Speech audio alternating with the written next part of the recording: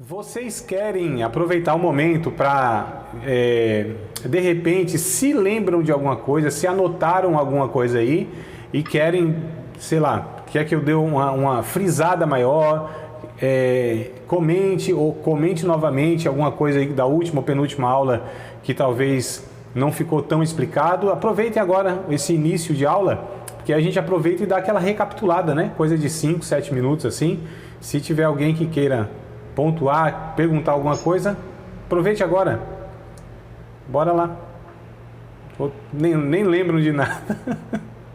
Nem recordam mais. Expressões idiomáticas, falamos, né, como a Bíblia. Sim. Lucas, Mateus, João. Isso. Expressões idiomáticas. Está claro para vocês o que é expressão idiomática, então?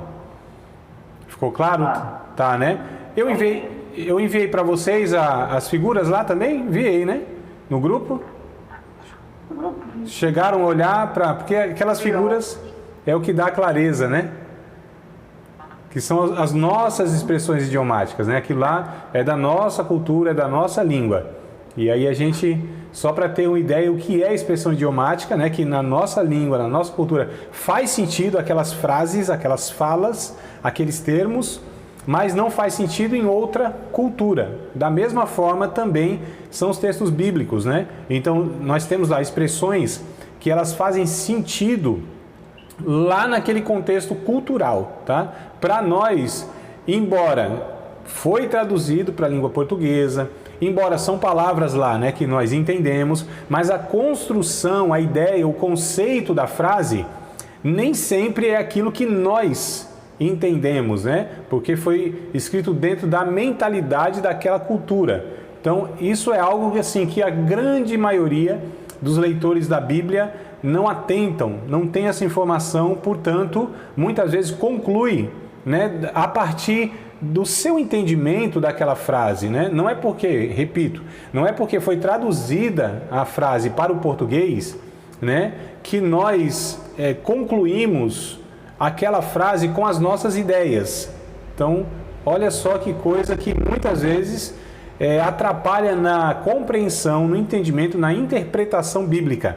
Tá? Então, só para a gente ficar muito atento lá, que muitas frases lá não é, né, literalmente daquela forma que nós achamos que é. Por isso que é importante estudarmos texto a texto, tá? Passagem a passagem, através de comentários bíblicos. Então, irmãos, se nós queremos, de fato, ter uma compreensão adequada, interpretar a Bíblia adequadamente, a leitura superficial, ela é insuficiente, tá?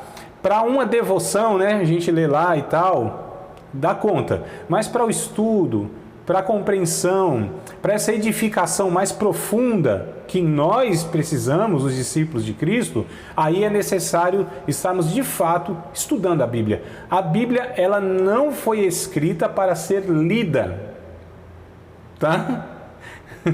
Ela foi escrita para ser examinada, estudada, escrutinada, né? Para usar uns termos aí mais provocativos. Então, assim, a Bíblia não é um livro qualquer. A gente se engana muito, né, com essa questão. Ah, vou pegar a Bíblia aqui e vou ler. Não, qualquer outro livro, tudo bem, não tem problema. Porque a grande maioria dos livros não tem, aliás, nenhum livro tem essa complexidade que a Bíblia tem. Partindo, inclusive, do ponto que a Bíblia não é um único livro, não tem um único autor, né?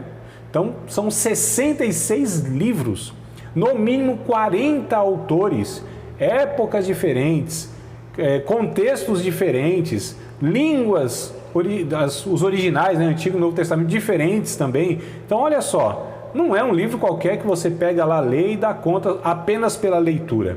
Se livros, por exemplo, se eu pego o livro de Fernando de Pessoas, né, um livro de Camões, um livro de Jorge Amado, um livro aí de um poeta, tem uma linguagem poética.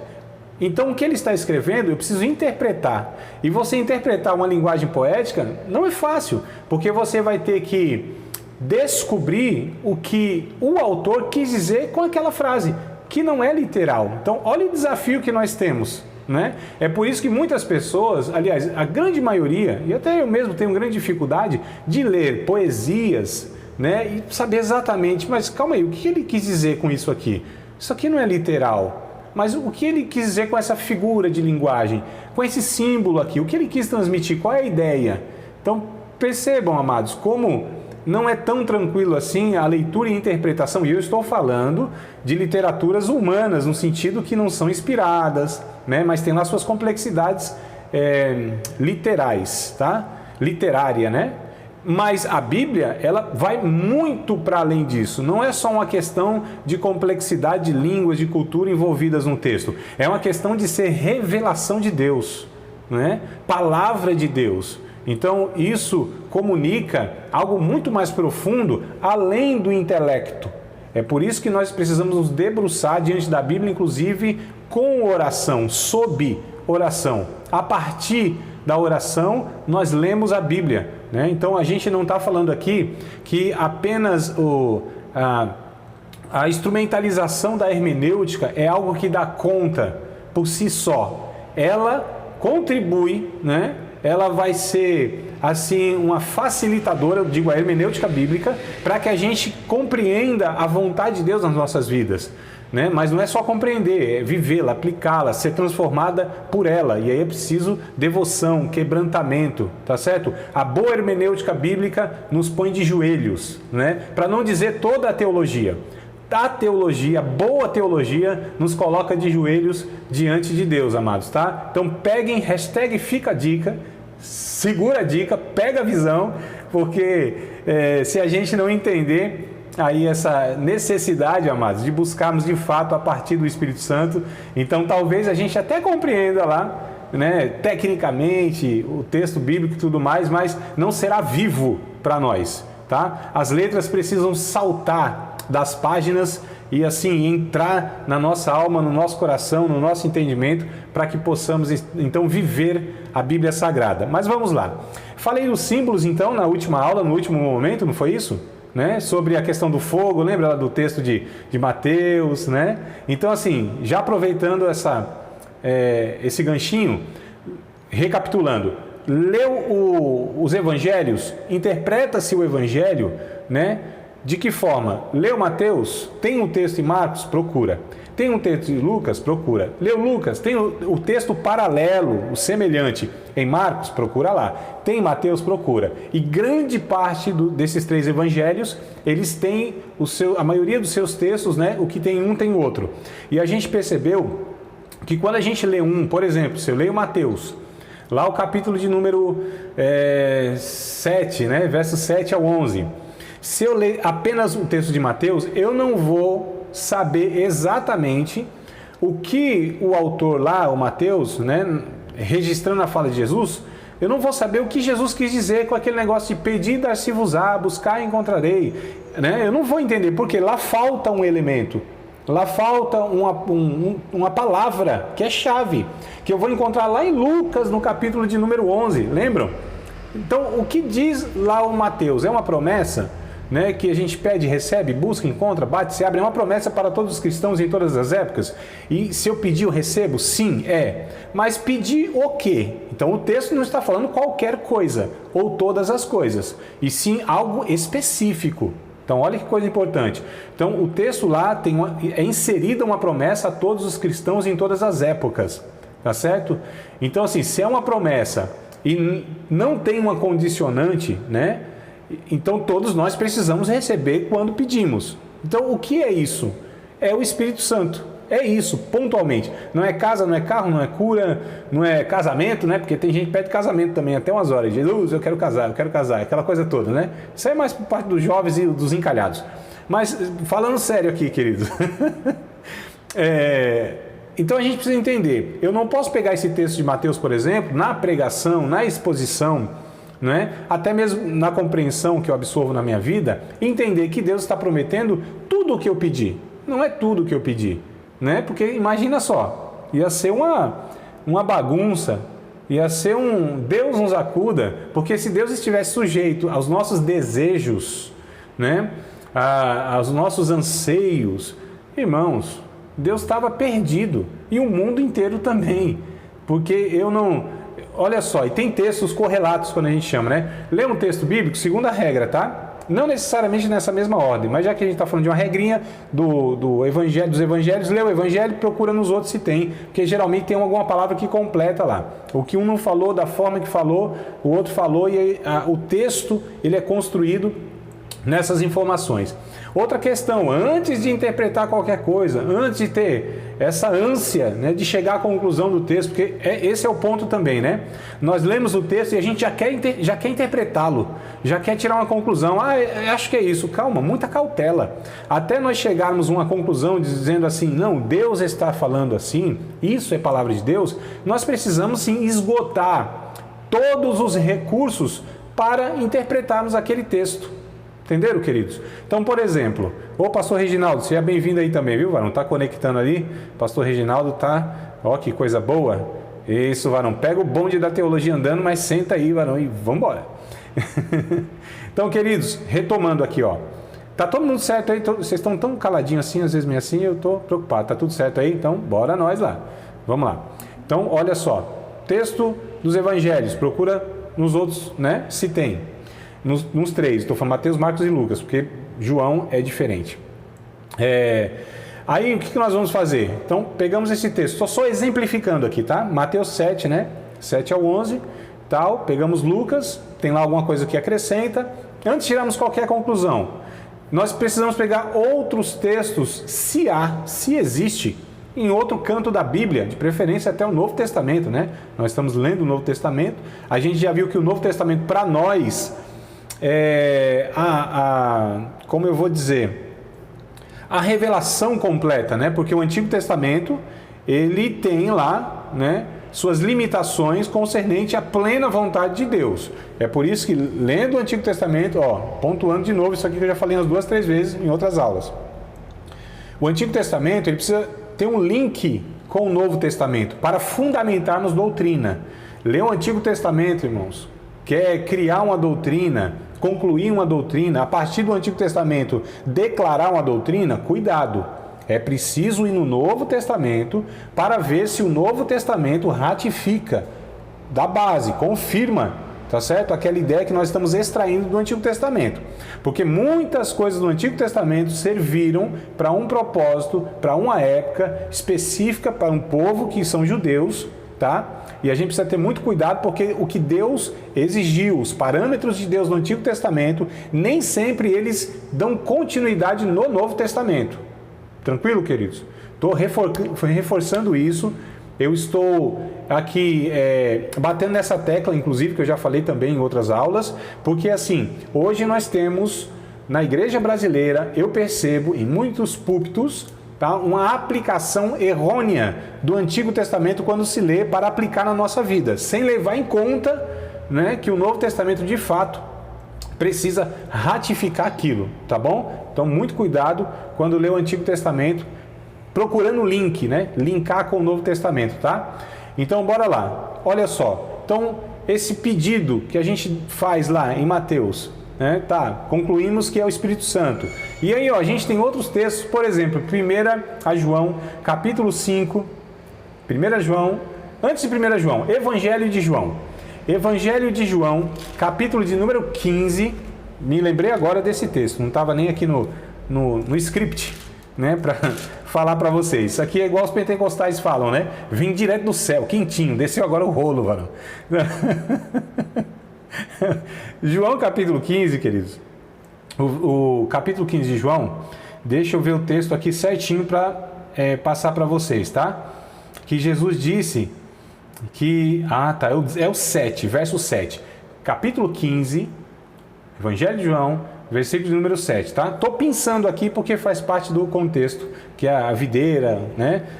Os ramos e tal, nessa figura de linguagem, nessa metáfora que Jesus está colocando aqui, exemplificando a sua relação com os seus discípulos, tá? E aí no verso 7 ele diz assim, ó, se vós estiveres em mim e as minhas palavras estiverem em vós, pedireis tudo o que quiserdes e vos será feito. Preste atenção. Jesus diz, se vocês estiverem em mim e eu estiver em vocês, vocês podem pedir em tudo, vos será feito.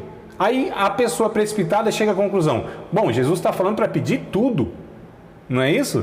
Então, se Jesus está falando para pedir tudo e eu vou receber, então eu vou pedir tudo. Não é bem assim. Porque olha só a compreensão. Jesus disse: se vocês estiverem em mim e eu estiver em vocês. Amados, aqueles que estão em Jesus e Jesus nele, eles só vão pedir aquilo que faz parte dessa relação entre Jesus e o seu discípulo. Aí sim eu vou lá para 1 João, capítulo 5, versículo de número 14. Olha só como os textos vão sendo construídos numa única ideia. 1 João 5 e 14. Diz assim: e esta é a sua vontade. Desculpa. E esta é a vontade de Deus, que se pedirmos, olha só, qualquer coisa, segundo a sua vontade, Ele nos ouve. Então, olha o que a Bíblia está ensinando aqui. Que essa vontade de Deus, quando nós pedimos ela, né, que coincide, que é a vontade de Deus, e nós fazemos essa petição que é a vontade de Deus, então Ele faz, Ele realiza. Porque Deus só faz a sua vontade, queridos. A partir, né, nós oramos a partir da vontade de Deus. Porque a gente ora a partir muitas vezes das nossas loucuras, das nossas ansiedades, das nossas necessidades, que nós achamos que né, do momento que nós estamos vivendo, porque nós queremos sair daquele sufoco, daquela situação, ou temos algo em mente, em realização, que nós julgamos ser a vontade de Deus, e a gente ora, mas a Bíblia diz, lá em Romanos, no capítulo 8, né, se não me falha a memória, que ninguém sabe orar como convém. Então, se nós não sabemos orar, na maioria das vezes nós oramos equivocadamente, né? E aí, quando nós oramos, e é a vontade de Deus, é que aquilo foi dirigido pelo Espírito Santo de fato. E aí Deus fará, porque Ele faz a sua vontade, que é boa, que é agradável e que é perfeita. Então a gente precisa entender, né, essa dinâmica, tá certo? Da vontade de Deus expressa na sua palavra, porque senão a gente cai nesses erros aí do que as pessoas muitas vezes, irmãos, insistem, pedem aquela coisa toda e não acontece.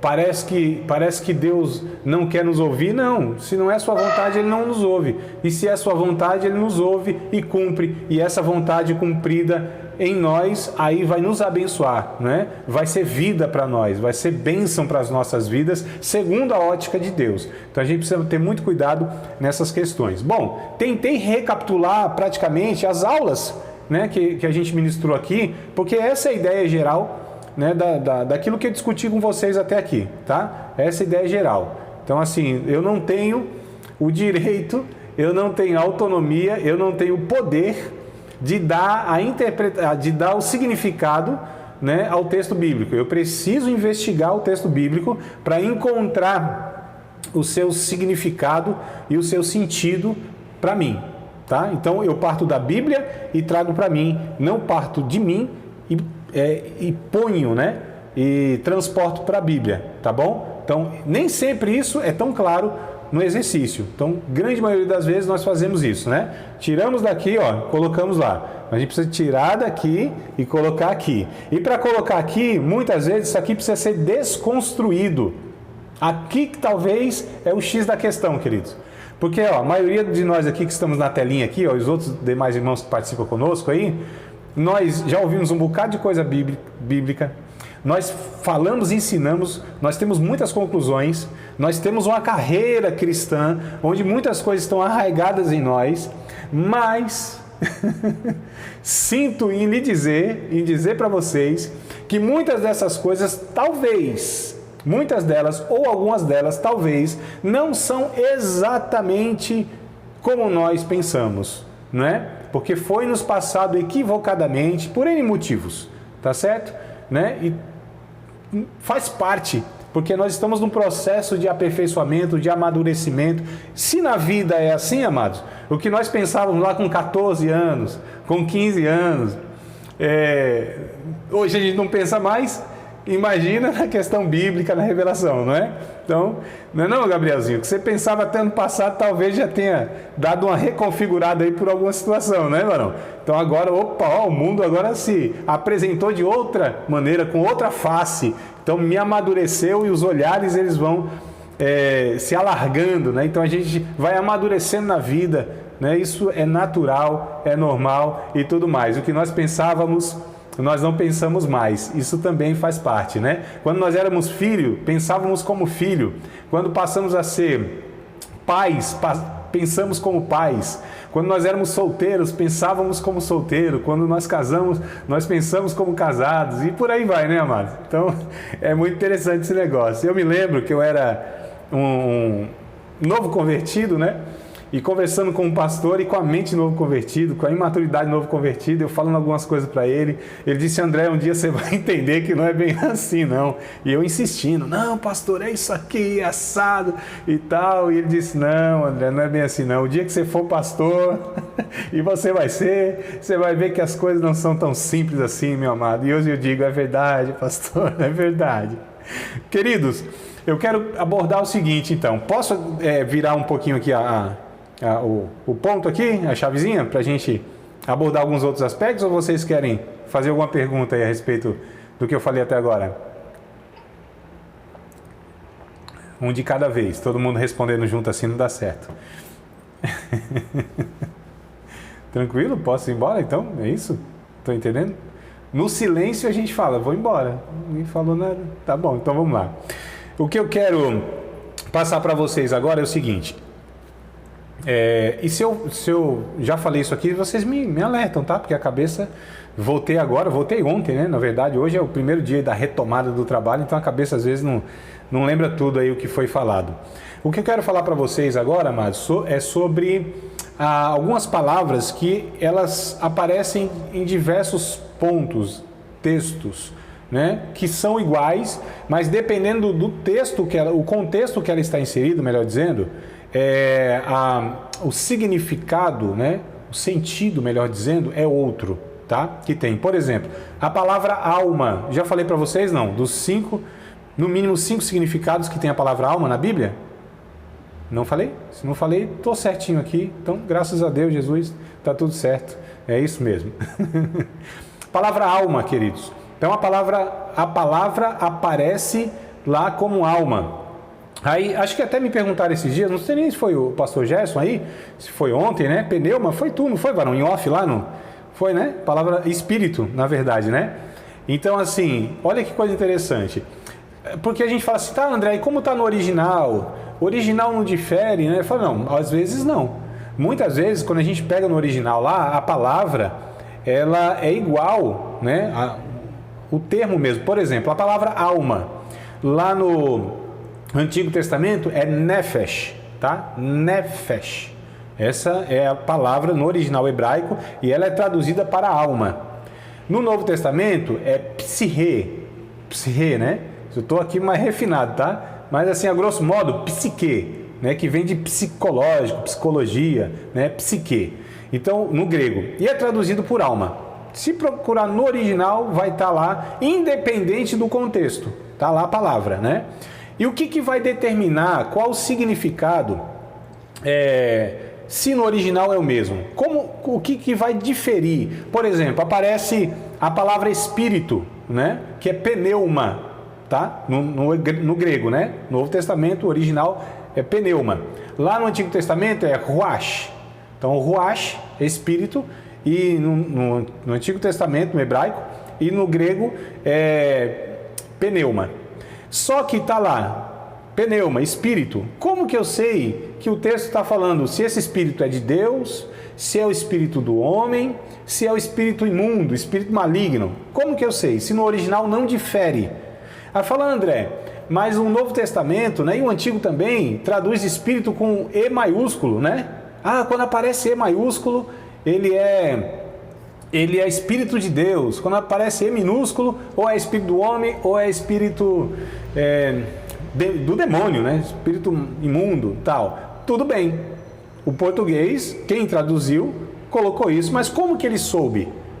Como que ele decidiu que ali não era o Espírito de Deus, era o Espírito do homem e tal? Porque o contexto é quem vai determinar, tá certo?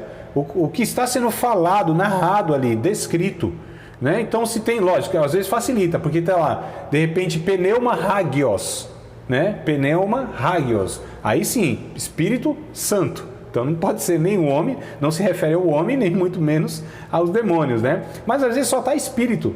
Por exemplo, lá em Mateus diz que o Espírito conduziu Jesus para o deserto, né? Eu já vi alguém falando assim, mas não foi o Espírito de Jesus, né? Jesus, o Espírito, o homem interior, que o conduziu a essa condição lá no deserto para buscar Deus? Não, não tem como ser pela construção da ideia. Olha só, amados, preste atenção aqui, porque isso aqui é um erro comum que eu ouço, que eu vejo, tá certo? Que eu já presenciei. Lá em 1 Coríntios, capítulo 14, diz lá que o espírito dos profetas, né, estão sujeitos aos profetas. Aí já vi alguém concluindo dizendo assim, tá vendo? Ó, o Espírito Santo é sujeito ao profeta. Então se o profeta não quiser, o Espírito Santo não faz nada. Ô, irmão, claro que não, né? Lógico que não. Primeiro, o Espírito Santo, ele não é sujeito a ninguém, é o próprio Deus, tá? E ali o texto, ó, o Espírito dos profetas é sujeito aos profetas. O texto que Paulo está dizendo, inclusive ele está organizando lá, é o quê? A liturgia que era bagunçada. Pensa numa liturgia neopentecostal bagunçada, irmão, do reteté e do pandeiro comendo solto, que era no tempo dos coríntios lá. Então, era 10 profecias do mesmo tempo, um estava pregando e o outro também dizendo assim, diz o Senhor, colocando a mão na cabeça do outro. Era aquele negócio assim, sem organização, tá certo, irmão? Eu não estou dizendo que o Espírito Santo não estava agindo, eu estou dizendo que havia essa desordem. E aí Paulo escreve 1 Coríntios 14 justamente para isso, irmãos, ó, todo mundo pode profetizar, não proíbam falar língua estranha, desde o que exista propósito, exista edificação, exista uma organização nisso aqui, para que a igreja e tal, né? Então ele vai falando, ó, os espíritos dos profetas, ou seja, o Espírito Santo, quando me inspira no sentido de me dar uma mensagem profética, alguma coisa desse tipo, eu é quem controlo isso para expor. Então, eu tenho controle sobre mim, no que falo, como falo, em que altura falo e em qual momento falo. Tá certo? Então, esse é o ponto lá. Então, só para exemplificar, que o Espírito dos profetas, ou seja, eu tenho o meu controle, né, como ser humano. O Espírito Santo pode me encher do poder dele. O Espírito Santo pode me dar mensagens a transmitir. Mas o Espírito Santo não tomará a minha vida de assalto e vai assim me usar como se fosse um boneco, tá? Então é isso que Paulo está dizendo. Eu tenho controle sobre mim. Quando eu falo gritando, é porque eu decidi falar gritando. Não foi porque o Espírito Santo mandou eu gritar. Se tem alguém trazendo uma mensagem lá na igreja, né? E aí eu saio do meu assento e vou lá profetizar, inclusive interrompendo a pregação, não foi o Espírito Santo que me tomou, foi eu que decidi fazer isso. O Espírito Santo pode ter me dado a mensagem, mas a decisão de sair naquela hora, de falar naquele tom, é minha decisão. Então, o Espírito dos profetas. Mas não se descobre apenas pelos originais. É o contexto que vai determinar isso. Mas vamos falar da palavra alma, que é o que eu quero falar aqui. Só trouxe o exemplo do Espírito, porque da palavra Espírito, né? Pneuma, porque a alma também segue aí o mesmo critério, tá? Então, a palavra alma. Vamos para Gênesis, capítulo de número 46. Pegar o texto bíblico aqui já para a gente exemplificar, tá?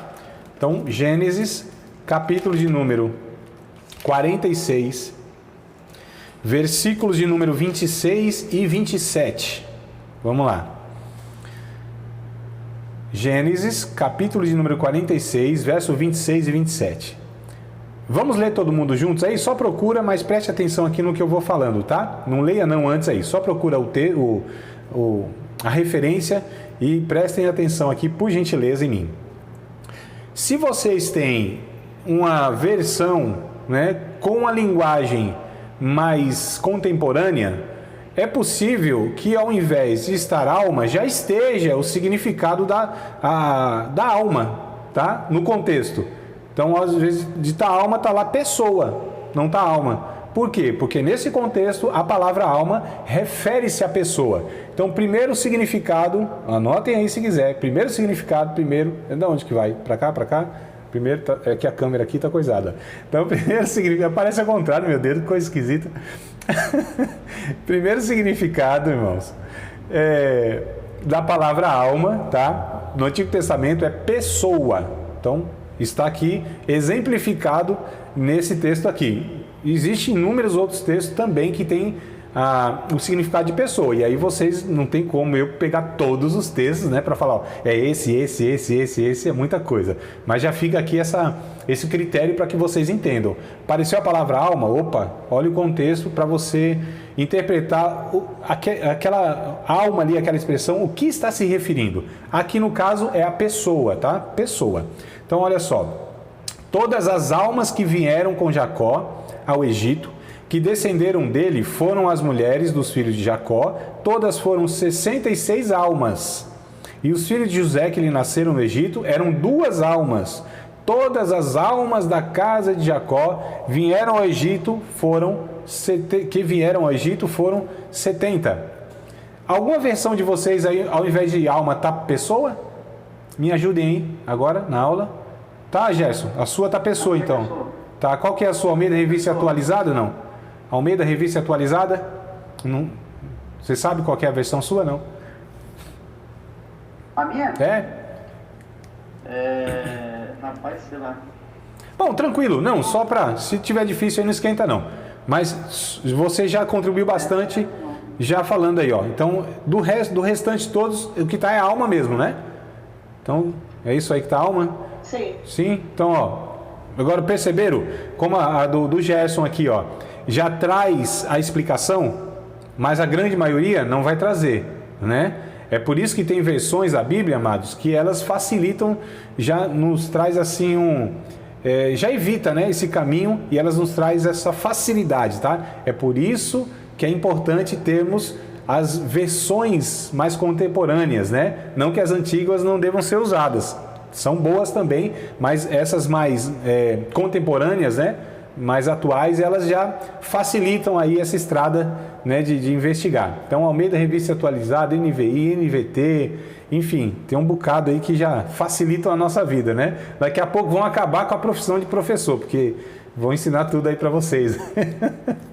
Então, alma, primeiro significado, pessoa, tá? Segundo significado de alma está lá em Levítico, capítulo 17. Vamos para Levítico, capítulo número 17. Então, o primeiro significado da palavra alma é pessoa. O segundo significado de palavra alma, que aparece aqui no Antigo Testamento, é sangue. Sangue, irmãos. É isso mesmo. Sangue. Falando, André, que coisa complicada. Como que eu leio lá em Gênesis, alma lá significa pessoa, e aqui significa sangue. Sangue mesmo, irmão. Sangue. Tá? Não tem... É sangue. Levítico, capítulo 17, verso 10 ao verso número 11, ó. Qualquer homem da casa de Israel e dos estrangeiros que peregrinam entre os que comem alguns... Meu Deus do céu. Deixa eu começar tudo de novo, né? E qualquer homem da casa de Israel ou dos estrangeiros que peregrinam entre vós, que comer algum sangue, contra aquela alma que comer sangue, eu porei a minha face e extirparei do seu povo. Verso 11. Porque a alma, olha só, da carne está no sangue, pelo que vô-lo tenho dado sobre o altar para fazer expiação pela vossa alma, porquanto é o sangue que fará expiação pela alma. É interessante aqui, amados, que na verdade os dois significados estão presentes aqui, alma e vida, tá? Desculpa, sangue e vida, né? A palavra alma, ora ela aparece como sangue, ora aparece como vida, mas eu não quero nem exemplificar a vida aqui, e sim o significado de sangue. Aí você pergunta, André, mas que sentido tem isso? Lembra da expressão idiomática? Lembra da questão do contexto que está inserido, a cultura? Então, eles tinham, né, os antigos, a ideia de que o sangue representava a própria vida. E isso não é estranho para nós hoje, porque a vida biológica depende de dois elementos, tá?